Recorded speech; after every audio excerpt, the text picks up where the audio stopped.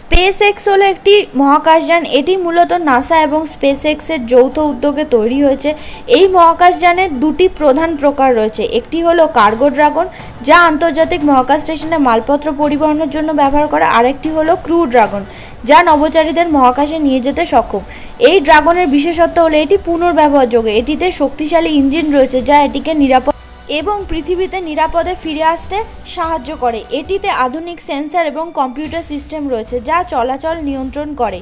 SpaceX ড্রাগনটি কিন্তু দেখতে অনেকটা ক্যাপসুলের মতো। এর ভেতরে নভোচারীদের জন্য বেশ আরামদায়ক ব্যবস্থা রয়েছে। এতে ওয়াইফাইও রয়েছে। এটি ঘন্টায় 28,000 কিলোমিটার বেগে কিন্তু ছুটতে পারে। স্পেসএক্স ড্রাগনের সবচেয়ে আকর্ষণীয় দিক হলো এর অবতরণ প্রক্রিয়া। প্যারাশুটের সাহায্যে ধীরে ধীরে এরা সমুদ্রে নামে। এরপর একটি বিশেষ জাহাজ এটিকে উদ্ধার করে। এই পুরো প্রক্রিয়াটি দেখতে কিন্তু বেশ রোমাঞ্চকর। স্পেসএক্স ড্রাগনের ভবিষ্যৎ পরিকল্পনা হলো চাঁদে মানুষ পাঠানো, যার নাম হিউম্যান ল্যান্ডিং সিস্টেম। 2025 সালে এই মহাকাশযান চাঁদে অবতরণ করবে বলে আশা করা হচ্ছে।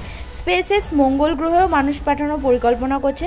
তারা এমন একটি যান তৈরি করছে যা অনেক বেশি যাত্রী ও মালপত্র পরিবহন করতে পারে। এই যানটির নাম দেওয়া হচ্ছে স্টারশিপ। স্পেসএক্স ড্রাগন মহাকাশযানটি স্পেসএক্স কোম্পানি তৈরি করেছে। এই কোম্পানির প্রতিষ্ঠাতা আমরা সবাই জানি এলন মাস্ক। তিনি একজন বিখ্যাত উদ্যোক্তা যিনি বৈদ্যুতিক গাড়ি কোম্পানি টেসলার মালিক। ইলন মাস্কের স্বপ্ন ছিল মহাকাশ ভ্রমণকে আরও 2021-এর ক্রু ড্রাগন মিশনে নভোচারীরা কিছু জিনিয়া ফুলের বীজ মহাকাশে নিয়ে যান। সেখানে তারা ফুলগুলো ফোটানোর চেষ্টা করেন। এই পরীক্ষাটি সফল হলে ভবিষ্যতে মহাকাশে সবজি চাষ করা। স্পেসএক্স ড্রাগন কিন্তু মহাকাশ গবেষণার খরচ কমানোর ক্ষেত্রে গুরুত্বপূর্ণ ভূমিকা রাখছে। এর পুনর্ব্যবহারযোগ্য অংশগুলো বারবার ব্যবহার করার ফলে নতুন মহাকাশযান তৈরিতে কিন্তু খরচ অনেকটাই কমে আসে।